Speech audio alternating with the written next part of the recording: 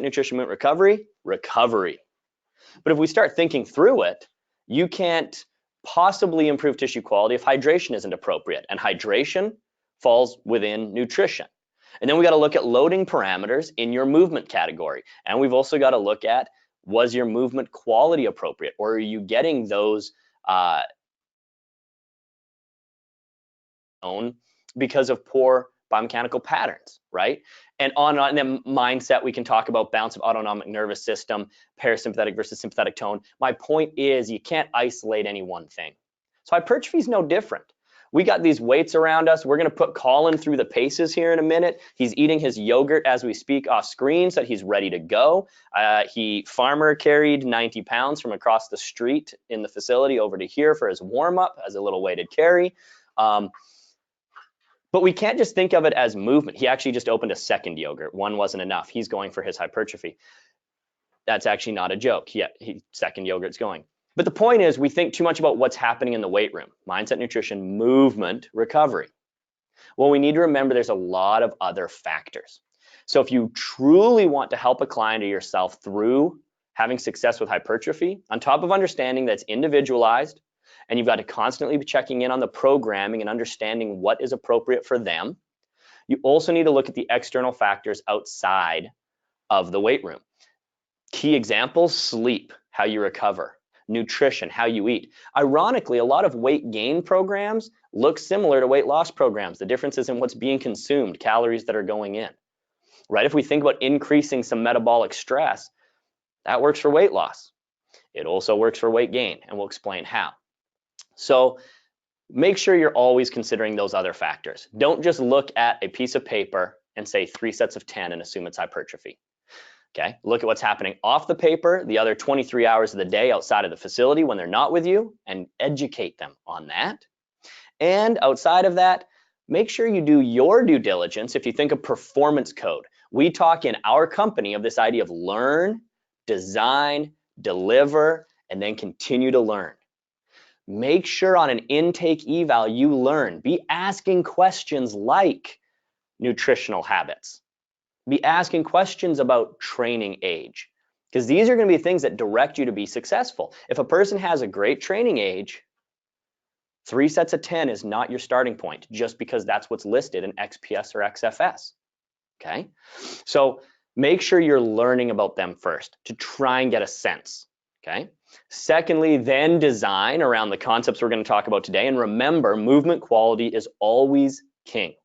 You will actually experience better hypertrophy if you're working through a full range of motion and with proper biomechanical patterns, and you will be able to, over time, have more be more resilient within your workouts, be able to stack more workouts on top of each other, okay, versus the person who has poor movement mechanics that leads to pain and potential injury. All right, so you're still considering your pillar prep, your movement prep, all these other supporting elements, your regen, okay? That plays into hypertrophy as well, just as much as the weight that you're moving, okay? Just as much. And then you go deliver that by describing and making sure you coach not only that movement quality, but the intent of each set. And we're going to talk about how that intent can be geared more toward mechanical stress, the weight being moved, or more toward mechanical stress. Okay, and those are your two things. Those are the two levers that you're going to pull for coaching and training hypertrophy. And we're going to give you examples of how to pull those. All right, and then you're always relearning. You're always watching the program, seeing how they're adapting and seeing if it's working. Okay, so let's get into this. What's behind me and what's on your sheet on the handout linked in the comment box. If you're joining us late, go to the comments, download that Google Doc so you can pull this up so you can see this, because I fully believe that you're probably not reading what's behind me here. But I just referenced metabolic stress and I referenced mechanical stress, sort of two halves of this equation. They both play in. So as we look at this, metabolic stress, let's talk about what's happening there.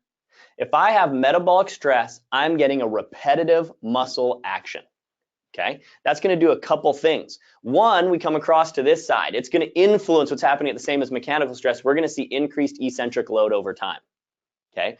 Due to volume, not weight, but increased eccentric load. We're also going to see a decrease in ATP availability.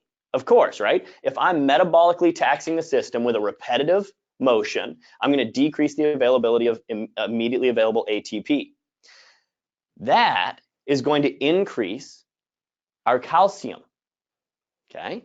And so follow along here, which decreases mitochondrial function, which further decreases ATP availability. We get a little bit of a loop here, and that ultimately leads to a calcium overload, okay? Which in turn signals a couple things to happen, and I'll come back to that.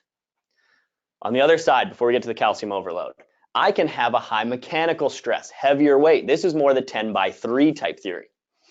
This is, okay, with mechanical stress, I have a high degree of lengthening muscle action, increased lengthening muscle action leading to increased eccentric load again.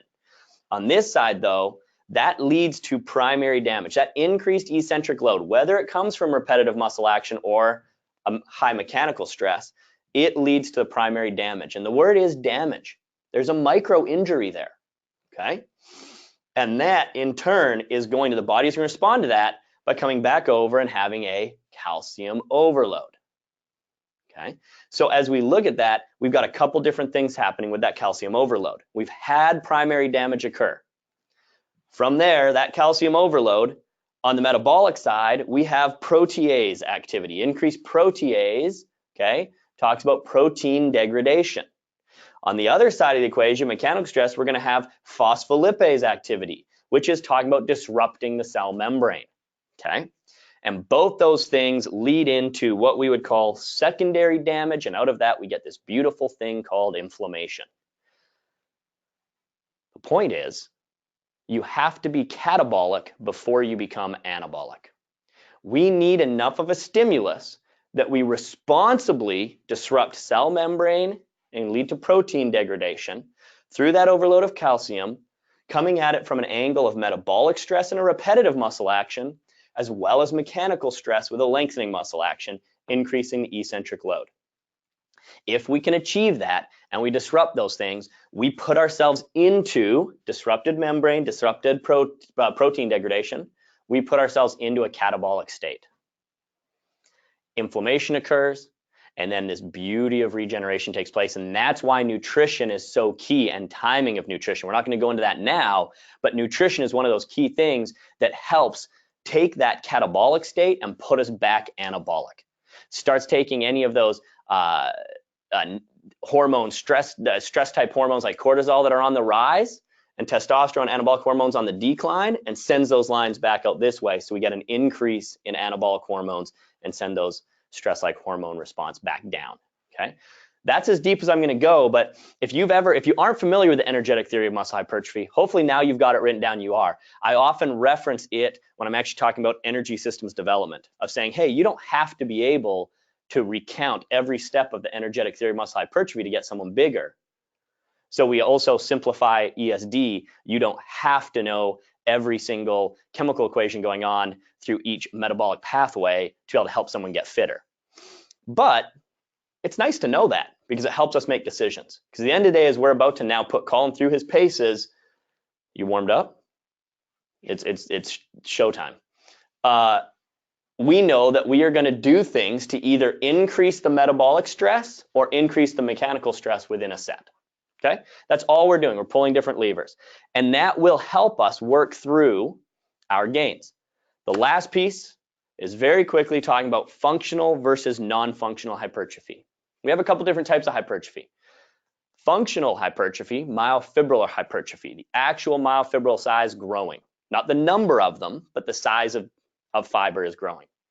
Non-functional, okay, non-functional is going to be sarcoplasmic. That's that pump, that's that fluid. Just because it's called non-functional doesn't mean that it's bad. What I want you to know is we are going to drive more sarcoplasmic hypertrophy out of metabolic stress and disrupt more tissue and cell membrane out of mechanical stress. So in general guidelines, as listed in XPS and XFS, you see that our functional hypertrophy, general strength, we recommend around 6 to 8 reps per set. Call it 2 to 4 sets of 6 to 8 reps. And you'll notice that we're talking about 1 to 2 minutes of rest. A little bit more rest is okay. And the total set length is going to take more around that like 40-second mark, okay? Whereas when we want to leverage more metabolic stress, non-functional hypertrophy, sarcoplasmic, we are going to be in the 9 to 12 rep range with a set lasting more upwards of 60 to even 70 seconds. So now this is why I wanted to cover this. These things are directly inverse to one another. The more metabolic stress I get, the less mechanical stress I can put on the system, and I need to know what I'm going for. So do I give a little more rest or a little less rest? A little more of a set length or a little less? So if I start working above 70 seconds, that's not saying that you won't get some hypertrophy gains for some people out of that. But as I push on beyond 70 seconds in this muscular endurance world, the metabolic stress becomes so much higher that the mechanical stress becomes so low, we don't do enough to disrupt to get that increase in eccentric load, essentially. So again, not saying you can't get hypertrophy that way, because we've still got this side of the house going on, but we push into this place where the weight just becomes a little bit too light. Okay, so let's dive into some tactics. Colin, you're up, and we're gonna work through, we're gonna try and make it not all about chest, chest, chest, chest, chest, but we're gonna start with the most basic thing, and I'm sure everyone has seen this, but just to get a starting point, and it's just changing tempo of a movement, okay? You wanna get warmed up on bench? Do you wanna start with a push, or do you wanna start with a pull? I'll give you a complete choice. Do you wanna row, or do you wanna bench? We'll bench. Okay, we'll bench. So Colin's gonna grab a weight that he's trying to grab as heavy a weight as he can, mechanical stress, that allows him to induce a metabolic stress by increasing the length of the set out to around 60 seconds and taking about 1 minute rest. So here, if we're gonna bench, we're talking about, there's a lot of different ways. I could change the eccentric, the concentric, or the isometric. So I could have him come down for 2, hold for 2, press for 2. I personally, working more of an athletic background, don't typically shorten the concentric. You certainly can. I tend not to, because my personal bias, which I admit is a bias, working with athletes, I always want them to think of being as forceful as possible and quick as possible. Even if the weight's heavy and not moving fast, they're thinking of speed on that concentric.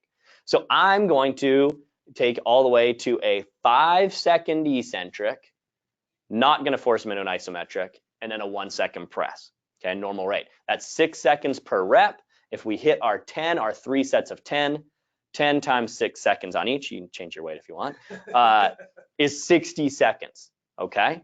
And we're gonna actually put Colin through 1 set of each of these methods, so you can see just one, because we got a lot more coming. So you can actually see what it looks like real time, okay? So here we go, Colin's gonna get set up on the bench. We'll make sure he's moving here. I'm watching movement quality, so I do not wanna see that degrade too much. It'll happen a bit. Difference between inefficient and contraindicated. And we're going to take a 1, 2, 3, 4, 5 press. And he's going to continue on at that. You're counting, right? Yep. So I can talk? Perfect. So Colin's going to continue on for 10 of that. And look, this is a method everyone has seen. The point I just want to call out is, if we go back to this mechanical versus metabolic stress, is instead of just looking at sets and reps on paper 3 by 10, we're also looking at these other factors, such as how do I increase the metabolic stress or the eccentric load, right, to induce more primary damage and create a little bit of calcium overload to cause that protease activity and that phospholipase activity to disrupt cell membrane and get protein degradation over time, okay? So we're taking it and working to those guidelines of saying, hey, I wanted him to have around 60 seconds of work and around 60 seconds of rest. So if we're doing multiple sets here, that's the other piece. Unlike strength work, I'm not giving him an exceptional amount of time to recover. Because if he does that next set, set on set, that metabolic stress increases because there becomes decreased ATP availability with each set. If I let him rest right now too much, that's going right back to baseline. So we're going to build the sets on top of each other week by week, working up to maybe 4 sets of that, so that we can disrupt that ATP availability and increase the metabolic stress set on set. So that's a pretty simple starting point, right? Is that fair enough? Now we'll go into some other methods. And by the way, I want to call out the order in which we go through these are working from most basic or safest through to increased complexity and require much more neural drive and training age. So this isn't like a, hey, pick from these. If you've got a client, if you're working in a Gen Pop setting, that's the place to start. Look, our foundational programming, if you look at any of our foundational recommendations, our foundational programming is around 3 sets of 10. So you say, what's the difference between foundational and hypertrophy? Well, foundation, it's 3 sets of 10, and I don't put any other parameters in there. Just hit your 10 with good quality, and I'm teaching movement quality, right? In hypertrophy, I maintain that quality, but now I'm putting some guardrails. We need this to last 60 seconds, okay, or around there, right? So with that, that's the starting place, is just starting to play with their tempo. 2-2-2, 5-0-1, 3-2-1, right? Like anything you want to play with, but playing with your tempo, thinking about what you're doing to increase the metabolic stress and the eccentric load from what was felt during a foundational phase. Okay. Now we have someone that either gets bored with that of simply counting, or we get someone who is a little more advanced, or you're looking for a change. We can keep tension on the tissue, increasing that eccentric load, and also keeping tension on the tissue longer. Again, it's all about time under tension. Okay. We can take that metabolic stress and increase it by using what's called rep and a half method. Sometimes people don't like, they get bored counting, or it's like 1, 2, 3, 4, 5, 1, 2, 3, 4, 5, right? Rep and a half method, I'm just gonna say we're doing 3 sets of 10, but really with each rep, it's actually 1.5 reps. Do you wanna take a break on the chest and go to a row here? Or do you wanna stay on bench? I'll just stay on bench. Stay on bench. Are you gonna do bench for all of these? For all of them. For all of them? No. Okay. Rep and a half method, the key piece here is we've got a full eccentric, half concentric, half eccentric, full concentric.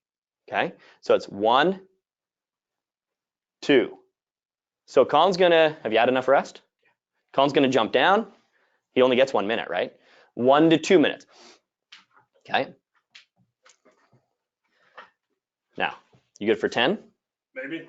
Okay, so rep and a half method here. So he comes down, halfway up, all the way up. Now, while he presses his 10, okay, what I want to talk about, remember, we're trying to increase eccentric load, time under tension, and decrease ATP availability. So some people get this wrong, and they'll do a full rep, then a half rep. Full rep, half rep. And they get into this place of wrist right over shoulder, which gives a moment of essentially biomechanical or structural support, right? That force is running right through the joint, and it gives a resting point at top. Okay, there we go. Nice. Resting. So you always want to think about how to keep that tension on. So if we go to a bent over row, we want people to go a full half down, half up, back down, as opposed to full half. Full half. Okay, it's the other way. It's always keep tension on the tissue. So whatever you're thinking, think of how do I keep tension on that tissue. Okay, now what if I want to take something like rep and a half, but start leveraging while that it has increased metabolic stress to just like a straight set of 6, but I still want more mechanical stress. What do we do in programming week to week? So maybe that's week 1. That's Colin's first exposure to that. Okay, we spend a little bit of time there. Well, I can then pull that down. If I put more weight on Colin, yeah, what's going to happen? He's going to have to do fewer reps, right? So if we go to fewer reps, we're sliding down toward that global 6 to 8 range where we know we wanted to get up to 2 minutes and the set doesn't need to last as long. So we're playing between these two areas, right? Of like 30, 40 seconds per set with a heavier weight and 2 minutes rest, through to 60, 70 seconds per set with shorter rest, minute rest, and lighter weight. More metabolic, more mechanical. So we don't need to do a full set, and we're going to give the full 2 minutes rest here, but we can see what it looks like if Colin adds a little bit more weight and just hits 5 to 6 of those. Okay, it's going to be a faster set, and if I was doing that, I would give more rest. If at any time you want to change away from bench and go to something else, you let me know. Next one. Got it.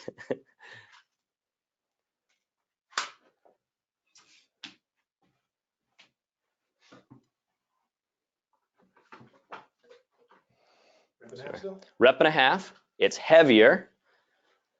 Okay. But we're just looking for 5. We're looking for 6. So there's increased mechanical stress here. He's putting in some good work, okay? He's got, was that 70 pounds on, something to that effect? He's got some good weight here. He's got mechanical stress for sure. Come on. Awesome. And we've just added a little bit more metabolic stress to a traditional straight up set of 6. That's a different feel, isn't it?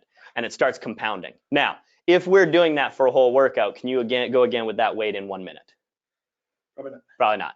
So now I need to start saying, listen, if my goal is more mechanical stress, I need to ease off the metabolic a little bit. I'm creating that eccentric load and primary damage through this avenue, not this avenue. I can't do it to both, right? And so now we would give a longer, a full 2 minutes rest. Still not like strength work, still not 3 to 5 minutes rest, but I give them 2 minutes rest. You feel you could go again in 2 minutes? You'd be able to get it done. Okay, so that's rep and a half. And again, you're going to bias which way you want the conversation to go. We could have done the same with that time on attention. I went straight to the 60 seconds. We can still modify. We can make it still 40 seconds. I can go 3 second eccentric with 1 second push only for 6 reps or so. Okay, and over time, and that's but at a heavier weight. And I've biased more of the mechanical stress, still playing with the different time under tension.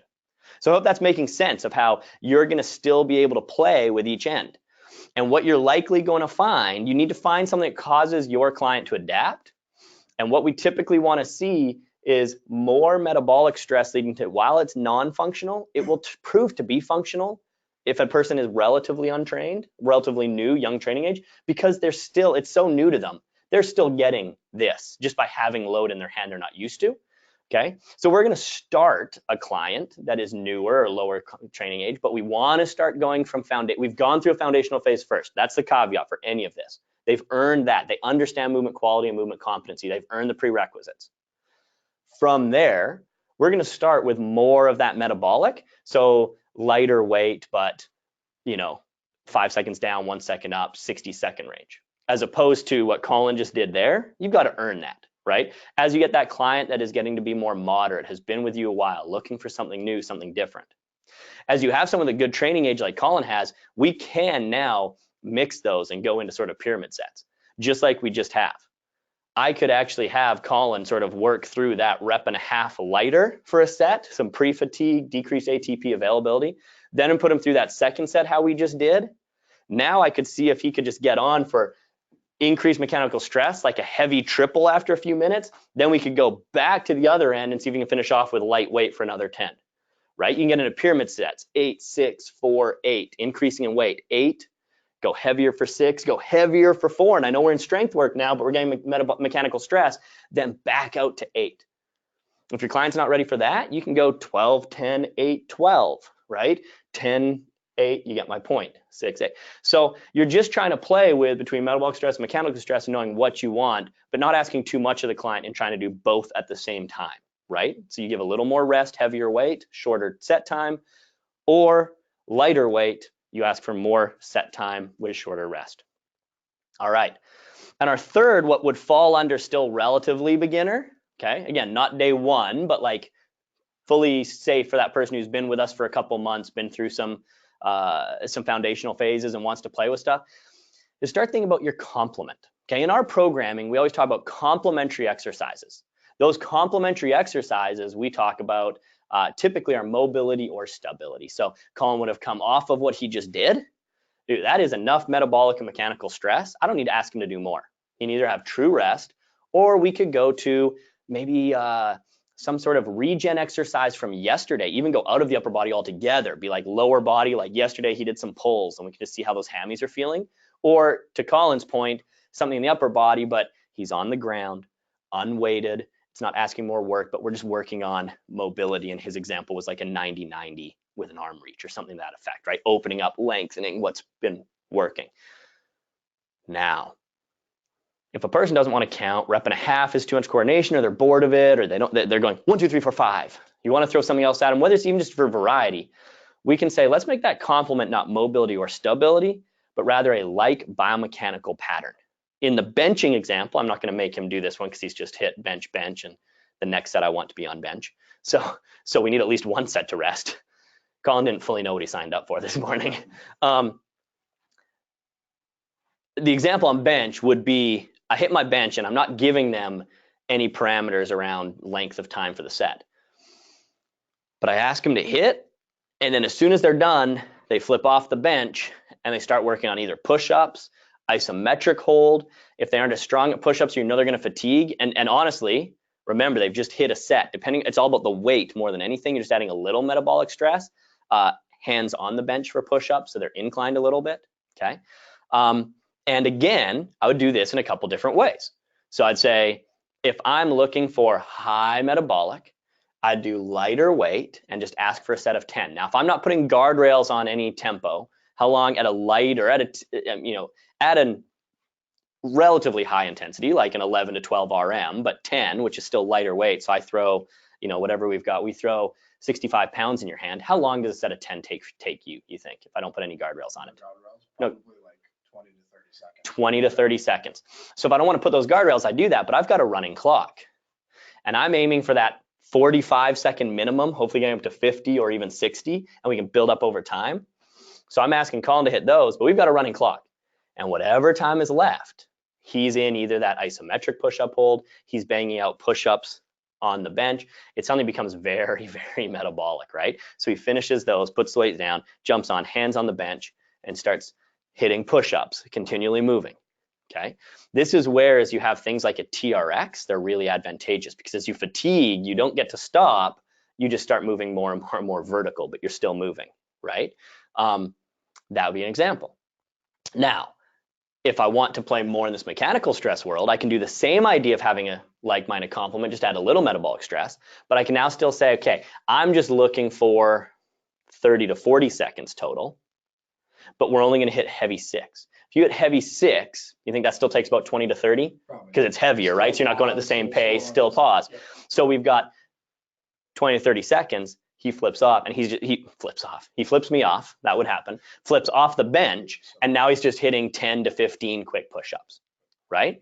On a pull, okay, I would do as a complement like biomechanical. We don't have one in here, but this is where a TRX row would be great. So he hits heavy bent over rows, okay?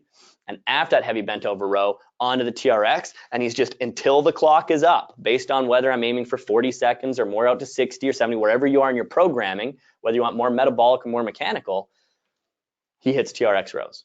You want to do a little bit of rowing? Could you also do like a banded row? You can also do a band, and so that's what I was about to say is, we'll do a little bit of pulling here to open you back up for the next set. You can do a couple different things. One would be a banded row, or this is a great opportunity as well for strip sets, right? Like we don't have strip sets on the sheet today. We're not talking about strip sets just because we just selected 5 things we wanted to talk about, but strip sets are excellent. And strip sets, okay, he could do a bent over row, finish that motion, put it down, less weight, and finish off at a light weight until the clock says he's done. But in this example, we'll go banded row. So we're gonna go a bent over row, okay? We're gonna go bent over row, superset with ending for time, a banded row. Now, Colin, there's a few things I want to talk about here. Are you going to do you want to do double arm row? I was thinking it'd be easier. I can go. Okay, so we're going to go double arm row in this scenario. Let's talk about a couple things. Can you just grab don't start yet, but just grab the dumbbells and show me your start position side onto the camera for a, okay. So if we're here, what is that? That's a hip hinge, that's an RDL. Go ahead and stand. So I don't have you do an isometric all day, so you can put them down for a minute. This is where it becomes so important. What we really need to talk about in all of our populations is earning the right, okay? Prerequisite movement patterns. I actually just spent this last weekend at Onnit, our new partner, and got to go through their course. They did a really good job of hounding the basics. And if anyone was unaware of this, you get 50% off Onnit courses. If you want to know more about that, email me at continuousimprovement@teamexos.com. But the point is, if a person can't hip hinge and in a static or isometric position stabilize here, how can we ask them to do an unsupported 2-arm bent over row? It's not in their repertoire yet. That person needs to go to more support, learn patterns, row here. More importantly, we need to spend more time on their hip hinge and teach them to be able to control things static and own a position before we ask things to become more fluid or dynamic. And those are Onnit's terms. To put that into our system, we need to own positions before we work patterns, before we add any sort of load, which is our power or our strength quality. So Colin has earned the right to do this. If you're working with some of your clients and they haven't, you're going to do this one arm supported, you're going to do other things. But again, remember, all of this has to have foundational phases of movement competency first. You're not allowed to skip ahead just because it seems fun. We'll go at the lighter end. Okay. So we'll bang out 10, and then we'll finish to 60 seconds on a banded row. Should have grabbed a lighter band. You can change quickly. I'm grabbing a stopwatch. So Colin's going to get set up. You can still hear my voice from off camera. I've got my stopwatch right here on my desk. And I start the clock when Colin starts rowing. Okay? Ready?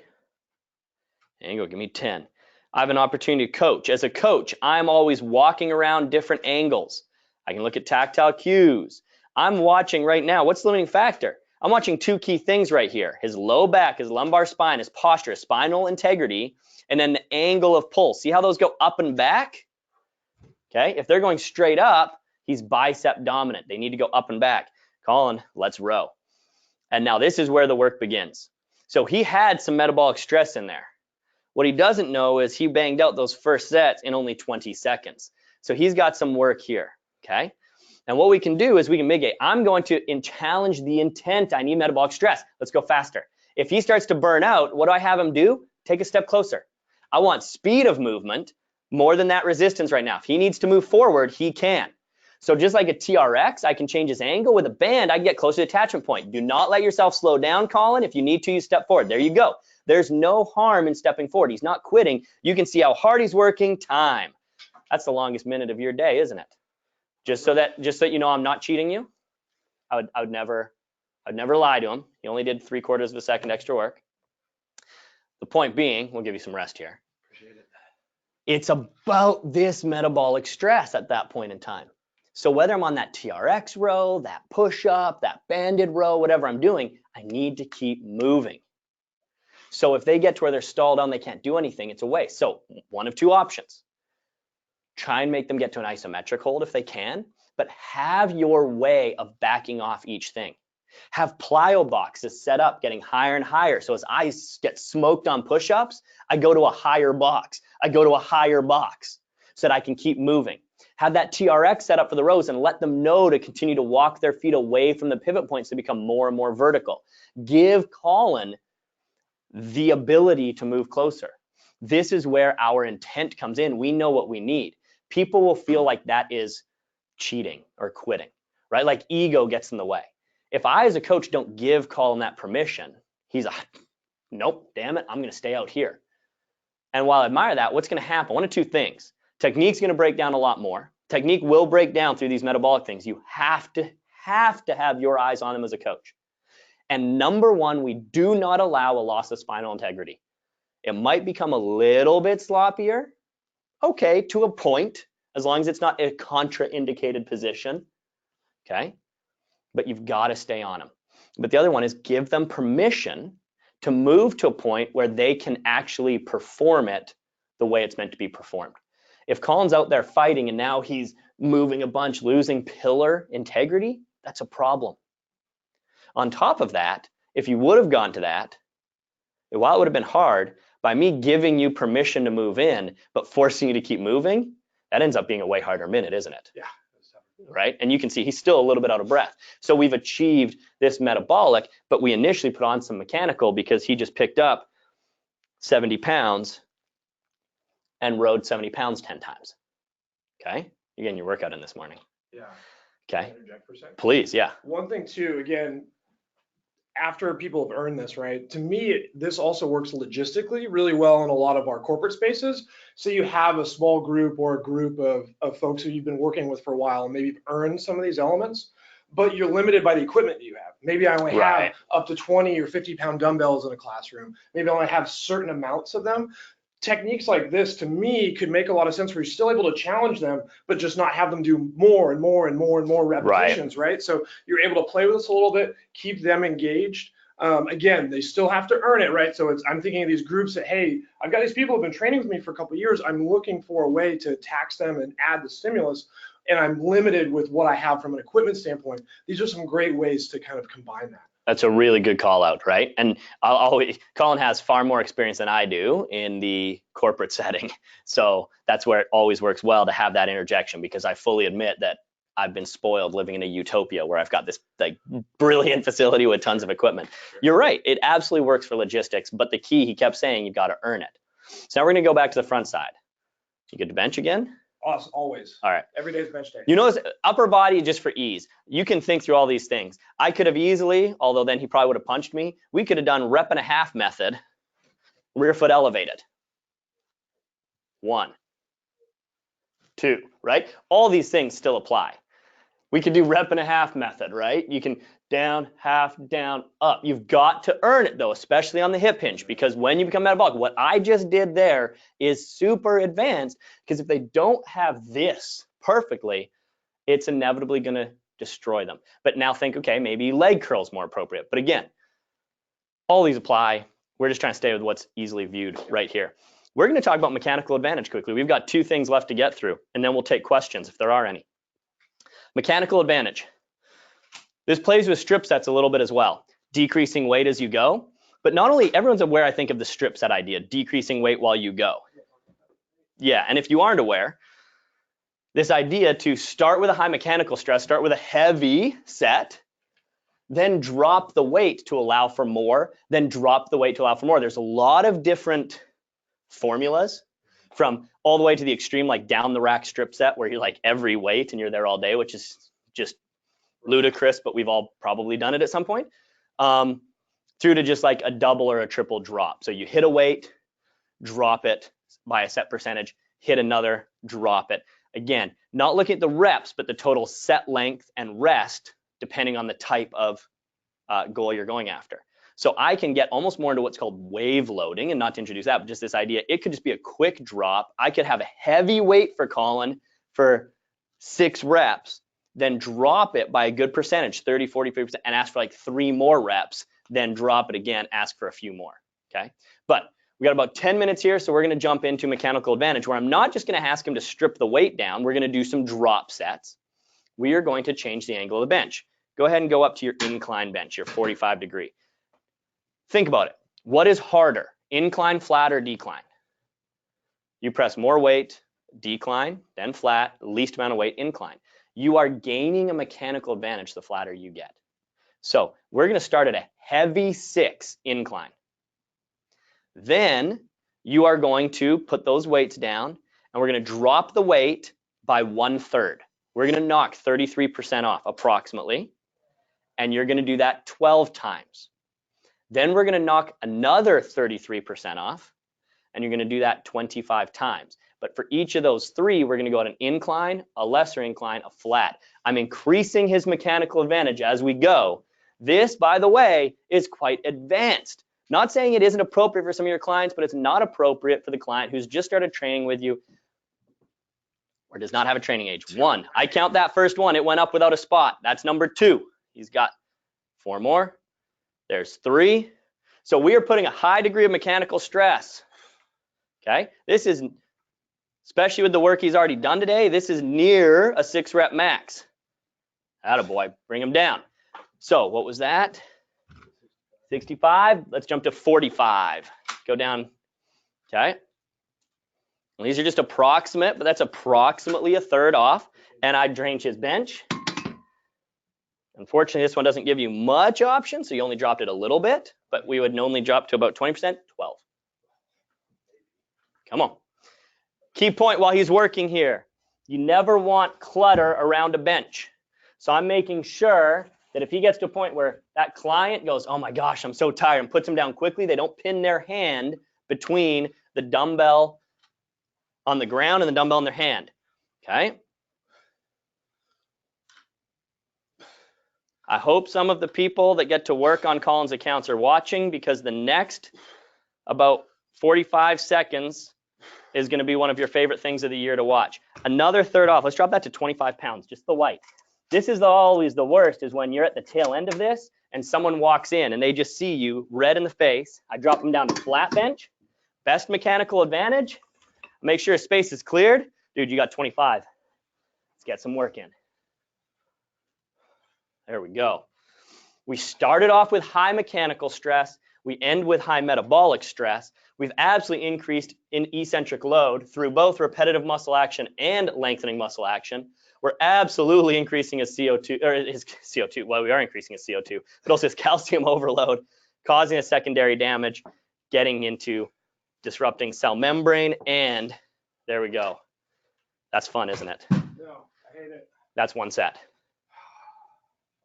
Want to try and touch your elbows together in front of your body? They might not go. My cramp up. You can see it's created a lot of clutter around here. The number one thing I'll tell you from experience here is we have to manage our space. Safety first at all times. So we don't have a lot of people going on with, you know, weights all over the place. We always reset up before the next set. Okay, how'd that feel? Fine. Just awesome. Just spectacular. Did we achieve mechanical and metabolic stress? Oh, absolutely. I'm out of breath, and that first set was very taxing. So, yeah. It is nice and convenient to have the power blocks. So that's one thing, you know, for the sites that have them, the strip sets, it's easy to do with the power blocks. You just kind of move the handles there. For sites that have the traditional dumbbells, it can be a little bit more challenging and create even more clutter. Yeah, well, and so to be honest with you though, I do like traditional dumbbells as well. I've done this a lot with traditional dumbbells, because then instead you get your weights in advance and you just have the set up heaviest, medium, lightest, and they're just in front of you, and you just have the 3 pair of dumbbells. So it can be done as well, have your weights in advance. Point being, that achieved what we're trying to achieve. If I would have done that staying at the same incline, we would have had to drop a lot more weight. So the point there is I still, even to the lighter weight where it's metabolic, if he was at an incline, that weight's not going up 25 times, I don't think. So even at a lighter weight, while we're getting metabolic, we got ultimately more mechanical stress done. We got more load in the set by, as he fatigued, giving him a mechanical advantage. You can also do this on pulling motions by changing your grip. Think of pull downs or pull ups, going like a wide pronated grip into a narrow pronated or a neutral grip, ending in a supinated grip. Whether you're talking about chin ups and pull ups or pull downs, like get on a lat pull bar, that changes biomechanical advantage as I move through. So as I fatigue, I'm able to get more work in. And the last thing we get to talk about, what do you want to do for a cluster? Should we just talk about it, or do you want to? Let me get behind so I can start answering questions. Okay, and I'll describe it. Yep. Perfect. The last thing we've got is cluster loading. Thank you. Colin and I did talk about this in advance. He knew sort of what we were doing, but we didn't say the exact movements we would do. We sort of just rolled through. So definitely thank you for putting your body on the line for exos. Cluster loading is the most advanced thing we've got to talk about here, and it is incredibly advanced. It is very neurally taxing. The point of cluster is this: it's short, inter, okay, like within, okay, or intra, excuse me, intra rep rest. So I hit a single or a double, rest for 15 to 30 seconds. Hit another single or double, rest for another 15 to 30 seconds. It can be used for strength work. It can be used for power work. So think of, in those examples, a set of 5, strength work for a set of 5. I take my 3 rep max weight, do it once, rack it, rest completely unloaded for 15 to 30 seconds. Another one, single. And I do 5 singles with that 15 to 30 seconds rest, and I essentially make one set where I'm able to do my 3 rep max 5 times. Think of the neurological stress there. It is a highly neural stress. It is loading the crap out of your nervous system. That's why it's so advanced. And you see in the notes, you do not do cluster loading for more than 2 to 3 weeks, and just maybe 1 to 2 days a week on a couple different things. And with the most advanced clients, those that you've had literally for years with you, those that have years of training age. I've been to corporate settings. There are those few where it's like, yeah, I played D1 football. You know, like you see those people that are put together and have a great training age. They're the ones to play with. Others don't earn that right. And the other one I'll say is you shouldn't do any of these without doing them on yourself first. You got to feel what it feels like. What Colin just went through, he made that look easy and he used some big weight. Okay. You've got to feel it for yourself first before you put it in a program. But so clusters, do that. Think of for power, okay, take something I would do 5 reps for speed, like 60% effort, right? But 5 reps, like where I'm going for speed. And if we had the ability, if we had an accelerometer or something, if we had the ability to tell power output, speed of the bar would decrease with each along that set of 5. If I give you now 15 to 30 seconds rest in between each, we can keep speed or power up. So that's how to use it for strength and power. I can also use it for hypertrophy. So I can ask Colin to hit, let's say 2 to 3 to as many as 4 at a relatively heavy load, like 90%, 87% 1RM, like getting up there, right? Like something that is a relatively heavy 2 to 3 reps. Then we've got a running clock. And now on every 30 seconds, he gives me 1 more single to as many as 8 singles. And in our NFL Combine program, and I call that out to point out the training age those guys have to be able to do this. So unless you have someone that has a background akin to college athletics, then you're not going to do this with them. I can't be clear enough on that. But in our Combine program, one of our things we've got is 2 to 3 heavy singles around 87 to 90% 1RM on bench, and then 8 and working through the weeks up to as many as 12 singles on the 30-minute mark. So they are taking essentially 87 to 90% of their 1 rep max and moving it around 36 to 40 times if you do that across 3 sets.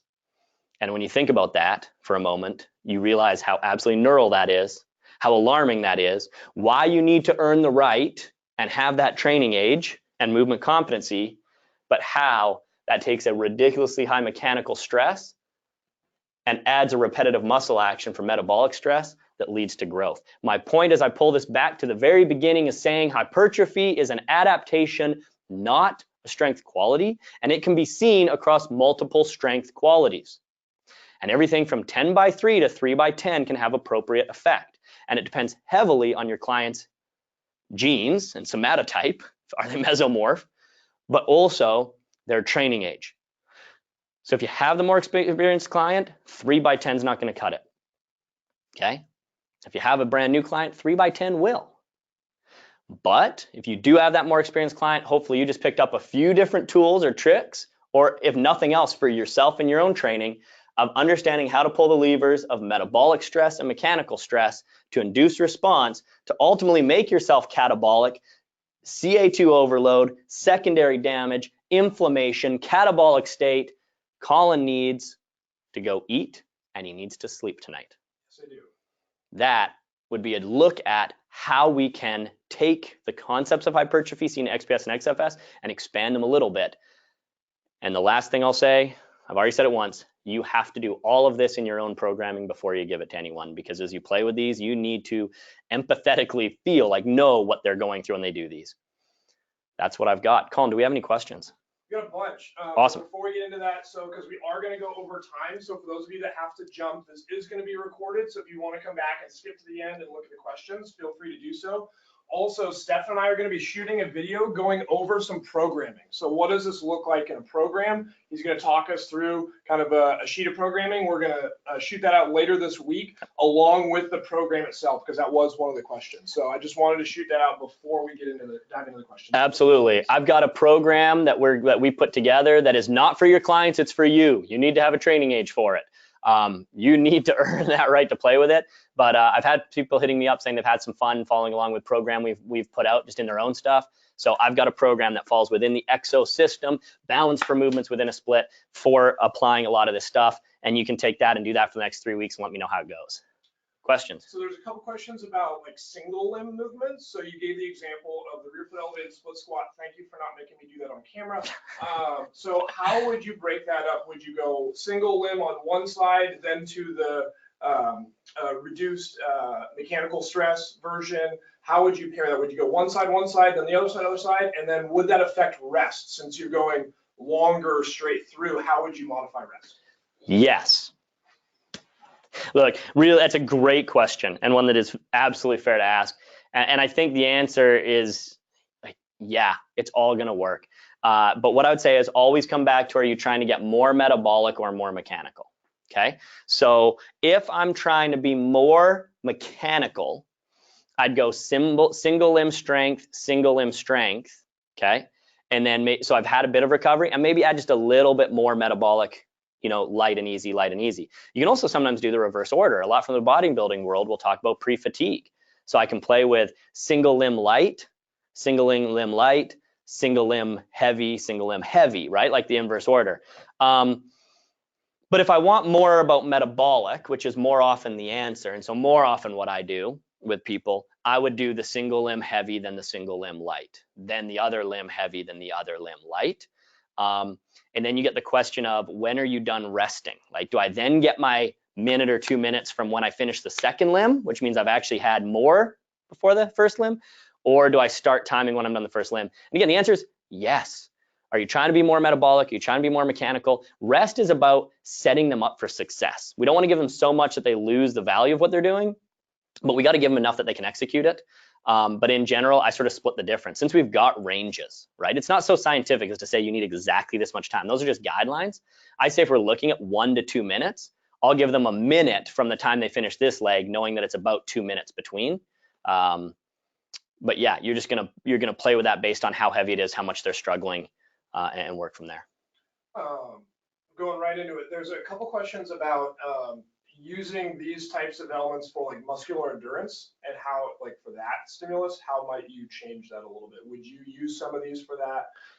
Would that be affected, or would that affect the rest as well? Yeah, great question. So again, muscular endurance is a quality, where hypertrophy is an adaptation, and you can absolutely get a hypertrophy adaptation at muscular endurance work, depending on what you're doing with diet and their propensity to adapt. But if we got to look at things of not like individual in space, but like a continuum. So if I've got the highly neural here, like power, then I've got the very neuromuscular here, where there's nervous system and muscular system, that's strength. And then I've got the very metabolic here, which is strength endurance, right? And those are all qualities. Notice I didn't say hypertrophy anywhere in there. But if we work from neural to neuromuscular to muscular as these different systems, we've got a continuum. Things don't fit neatly into one box always. Hypertrophy, as we've presented it today, tends to live down toward this end of the spectrum, not as much up here. So we're looking down here where there's this metabolic stress, and it's just how much do I still have a mechanical stress back toward that neuromuscular, or how much am I just pure metabolic toward that strength endurance? So the answer to the question is strength endurance. Our guidelines is going to be slightly longer sets, getting up toward that 70-second plus and beyond, and with sometimes shorter rest. Where we play this, as you saw, that 6-12-25 mechanical advantage, but that lasted more than 60 seconds.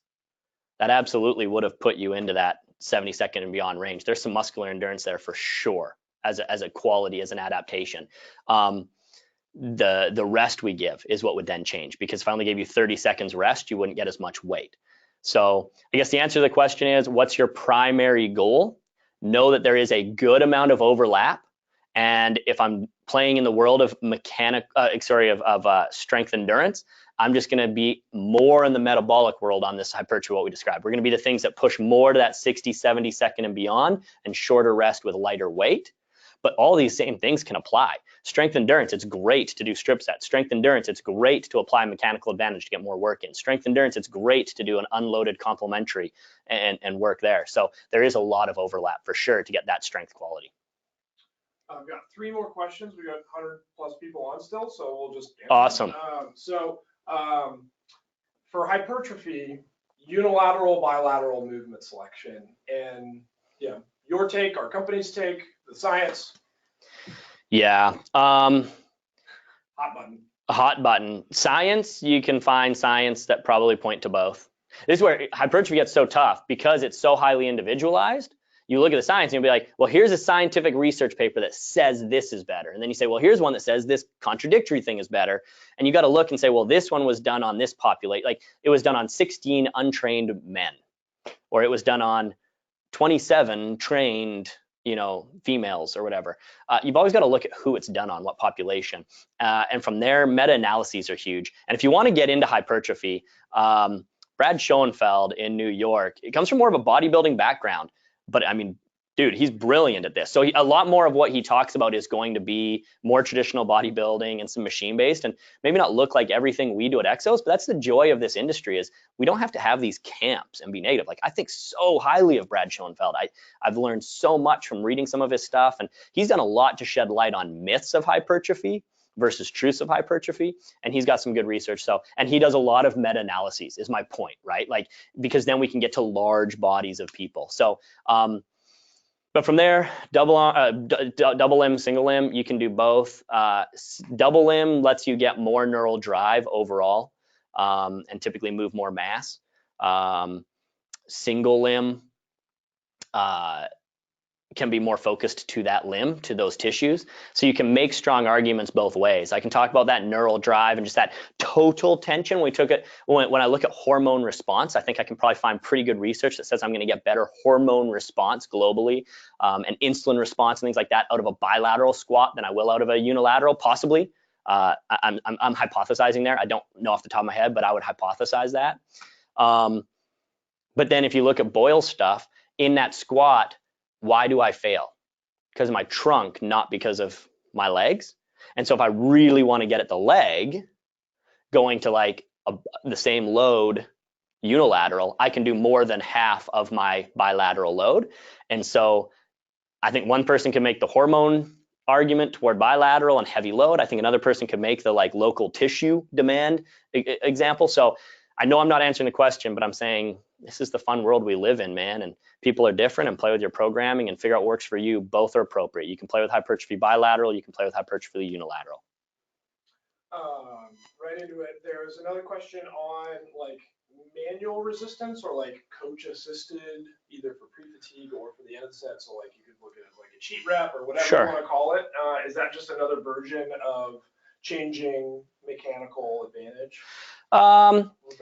It is. Typically that falls more within HIT methodology, which you still see in some D1 colleges. Like as you start running through some of your, I think Michigan State, like I think some of your Big Ten, Notre Dame maybe. I'm trying to think through schools programs. I don't know. They've changed a lot since I was around that world. So I don't even know if their staffs have changed, but you do still get some HIT methodology, and quite often that coach assistance comes on machine-based work, right? Like I've got like that hammer strength like press, and then the coach is helping. There is very good research on anabolic hormone response out of HIT methodology.